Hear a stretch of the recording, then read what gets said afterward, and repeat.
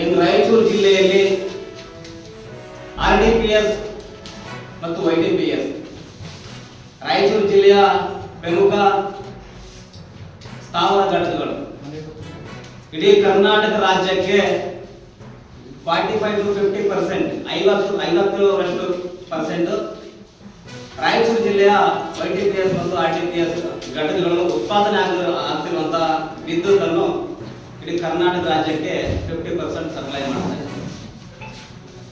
ಆ ವಿಷಯಕ್ಕೆ ಸಂಬಂಧಪಟ್ಟಂಗೆ ಎಲ್ಲ ಪತ್ರಿಕೆಗಳಲ್ಲೂ ಬಂತು, ಎಲ್ಲ ಮೀಡಿಯಾಗಳಲ್ಲೂ ಬಂತು. ಆದ್ರೆ ಈ ಅಗಲದೊಳಗಡೆ ನಿಲ್ತಾ ಇಲ್ಲ. ಅದಕ್ಕೆ ಪ್ರಮುಖ ಕಾರಣಗಳು, ಒಂದು, ಕರ್ನಾಟಕ ಸರ್ಕಾರ ಮತ್ತು power make project private limited ಇವ್ರ ಮಧ್ಯೆ ಆಗಿರ್ತಕ್ಕಂಥ ಒಂದು ಒಪ್ಪಂದ ಅಗ್ರಿಮೆಂಟ್. ಈ ಅಗ್ರಿಮೆಂಟ್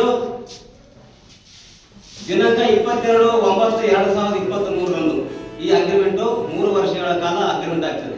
ಯಾರಿಗೆ ಆಗ್ತದೆ ಅಗ್ರಿಮೆಂಟ್ ಅಂತಂದ್ರೆ